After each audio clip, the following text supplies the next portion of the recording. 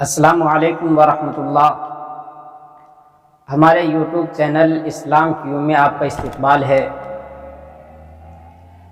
جیسا کہ دنیا سمجھتی ہے کہ اسلام اور سائنس کے درمیان میں کانٹرڈکشن ہے، کنفلکٹ ہے، یعنی کشمکش ہے، اور یہ کشمکش ہندوز، کرسچنز اور جیوس کے درمیان میں تو بہت پہلے سے عام تھی،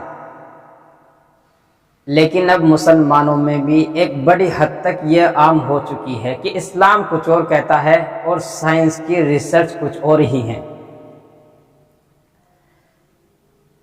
بعض لوگ تو یہاں تک کہتے ہیں کہ خام خواہ اسلام کا تعلق یا قرآن کا ناطہ سائنس سے جوڑتے ہیں، لیکن میں یہ ثابت کرنے کی کوشش کروں گا کہ ناطہ ہے، قرآن کا سائنس سے ریلیشن ہے، بلکہ سائنس قرآن کے سبجیکٹ میں سے ایک سبجیکٹ ہے۔ دا سائنس ان ویو آف قرآن، یعنی سائنس قرآن کی نظر میں۔ اس پر میں الگ سے ایک ویڈیو بناؤں گا جس میں تفصیل سے اس پر گفتگو کروں گا۔ ابھی تو ہمیں قرآن اور سائنس کے ریلیشن کو واضح کرنا ہے۔ یہ بات کلیئرلی کہی اور سمجھی جاتی ہے کہ یہ قرآن اللہ کا کلام ہے۔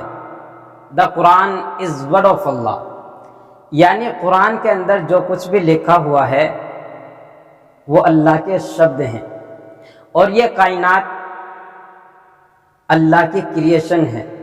اس کائنات کے اندر، اس یونیورس کے اندر اسٹارز بھی ہیں، ماؤنٹینس بھی ہیں، ریورس بھی ہیں، اوشنس بھی ہیں، یہ سولر سسٹم ہے، اور پھر انسان بھی اس کائنات کے اندر ہے۔ یہ سب چیزیں اللہ کی بنائی ہوئی ہے۔ all universe is created by اللہ۔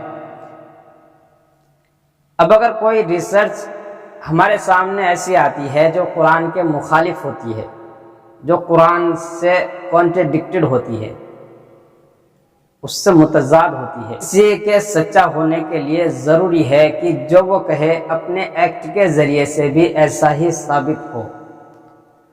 اب اللہ قرآن میں کچھ اور کہتا ہے اور اس کے کائنات کی ریسرچ کچھ اور ہی ہوتی ہیں، تو دونوں کے اندر تضاد ہوتا ہے۔ یا تو یہ قرآن سچا نہیں ہے، یا یہ کائنات اللہ کی بنائی ہوئی نہیں ہے۔ اگر یہ قرآن سچا ہے، جیسا کہ سب جانتے ہیں کہ قرآن اللہ کی کتاب ہے، جیسا کہ قرآن خود بھی کہتا ہے وَمَنْ أَصْدَقُ مِنَ اللَّهِ قِيلًا، اور کسی بھی بات میں اللہ سے بڑھ کر سچا کون ہو سکتا ہے، اور سائنس بھی اپنی جگہ کسی حد تک صحیح ہے، تو پھر کانٹرڈکشن کس بات کا ہے؟ اس کی کیا وجہ ہے؟ ہماری سمجھ میں اس کی دو وجہ آتی ہیں کہ قرآن کی تفسیر کرنے والے، قرآن کی ایکسپلینیشن کرنے والے، ان علماء نے قرآن کو صحیح سمجھا ہی نہیں۔ میں یہ نہیں کہہ رہا ہوں کہ وہ علماء، وہ مفسرین غلط تھے، بلکہ قرآن کی کچھ آیتیں ایسی ہیں جو مبہم ہیں، انڈیفائنڈڈ ہیں، اور ان کا مطلب، ان کا مفہوم اسی وقت سمجھ میں آتا ہے جب کوئی واقعہ یا کوئی تھیوری ہمارے سامنے آ جاتی ہے۔ 1577 عیسوی سے پہلے لوگ سمجھتے تھے کہ زمین چپٹی ہے، دا لینڈ از فلیٹ۔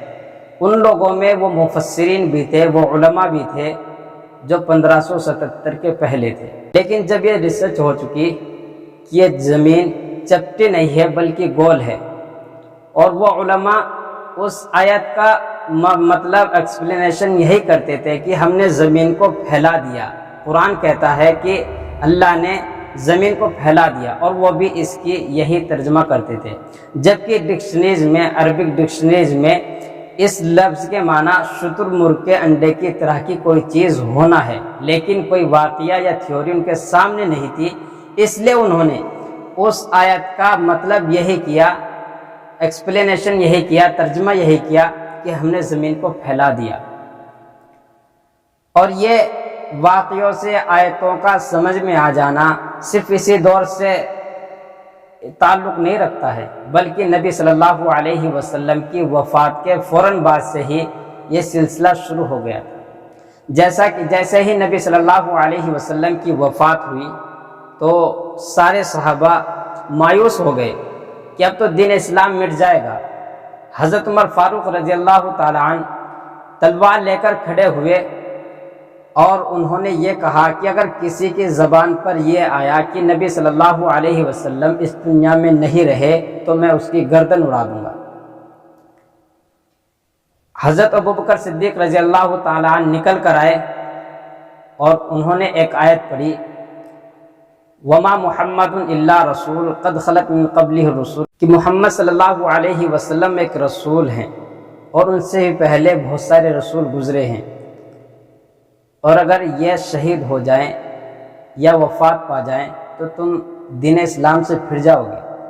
صحابہ کہتے ہیں کہ جیسے ہی ابوبکر صدیق رضی اللہ تعالیٰ عنہ کی زبان سے یہ آیت ہم نے سنی تو ہمیں ایسا لگا جیسا کہ قرآن ابھی نازل ہو رہا ہے، یہ آیت ابھی نازل ہوئی ہے۔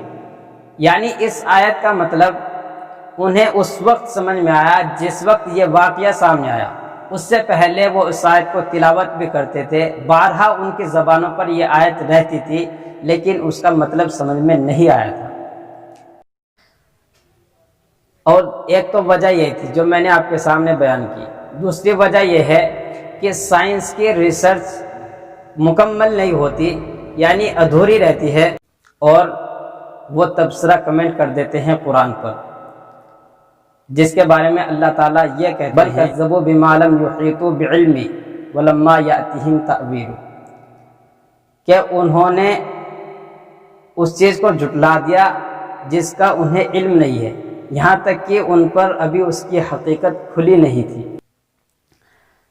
قرآن کا سائنس سے ریلیشن ہے، اس کا صرف ہم ہی اقرار نہیں کرتے بلکہ صدی کے بہت بڑے سائنٹسٹ البرٹ آئنسٹین بھی یہ کہتے ہیں کہ science without religion is lame, religion without science is blind. اس سے ثابت ہو گیا کہ مذہب کا سائنس سے ریلیشن ہے اور برابر رہے گا۔ بل كذبوا بما لم يحيطوا بعلمه ولما يأتهم تأويله كذلك كذب الذين من قبلهم فانظر كيف كان عاقبة الظالمين۔